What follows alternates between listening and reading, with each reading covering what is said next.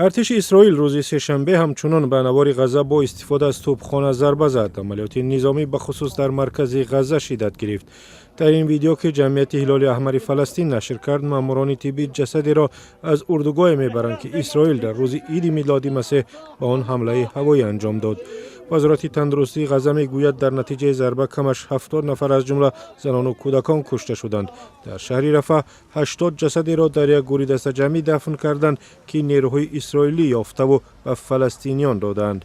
اسرائیل میگوید هدفش محو گروه تندروی حماس است و تمام کار را میکند تا غیر نظامیان فلسطینی آسیب نبینند. به قول نیروهای اسرائیلی، جنگجویان حماس در بین غیر نظامیان پنهان میشوند، ادعایی که حماس رد میکند. در این شفاخانه خان یونس، شهر دیگری غزه، خبرنگاران رویترز حمدی شهد را پیدا کردند که در ماتم پسر کلانیش نشسته است.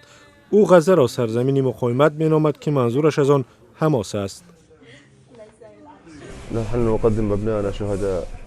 پسر کلانی من انس به یک دانشگاه ترکیه شامل شد و قرار بود به ترکیه رود، ولی جنگ آغاز یافت و او شهید شد. این سرزمین او سرزمین فدایان فلسطین و مقاومت است.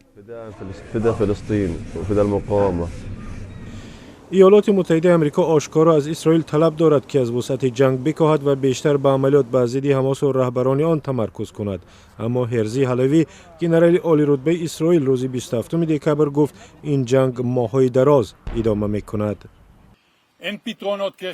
یگان معجزه برای راه حل وجود ندارد. راه کوتاه برای محو یک سازمان تروریستی نیست. راه حل فقط عزم قوی و جنگ مداوم است و ما عزم بسیار و بسیار قوی داریم. جنگ غزه بعد از آن شروع شد که جنگجویان گروه حماس که امریکا را سازمان تروریستی مینامد، روز 7 اکتبر به اسرائیل حمله کردند و تقریبا 1200 اسرائیلی را کشتند و بیشتر از 240 کس دیگر را گروگان گرفتند. در حمله های انتقام جویانه اسرائیل تاکنون به گفته مقامات غزه 20,000 فلسطینی کشته شدند.